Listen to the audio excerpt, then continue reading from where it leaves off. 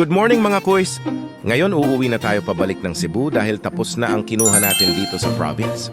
Kaya maaga pa lang naligo na tayo at naghanda para sa biyahe. Alam ninyo mga kuys, ang sarap talaga tumira sa bukid. Fresh ang hangin rin ito at safe maliguan. Pagkatapos maligo, kumuha rin tayo ng 1 galon ng tubig.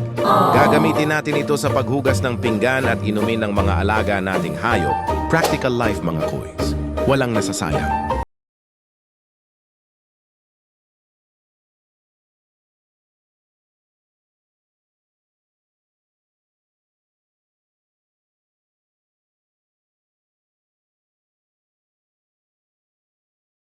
Liit nating pamangkin. Mahirap man umalis pero kailangan dahil may pasok pa tayo sa Cebu. Bago bumiyahe, nilinis muna natin ang motor para maayos at ready sa daan. Sa biyahe,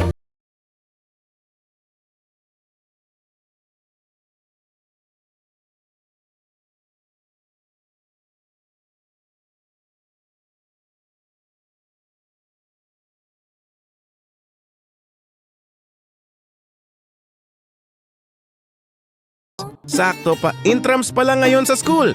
Ang daming estudyante at ang saya ng paligid. Dumiretso tayo sa booth ng organization natin para tumulong. Hindi man tayo nagtagal, ang mahalaga ay naging present tayo at nakapagbigay ng oras. At tayong mga kuys, natapos ang araw natin galing probinsya, biyahe, tulong sa kapwa hanggang school duty. Pagod pero masaya at sa panonood mga kuys.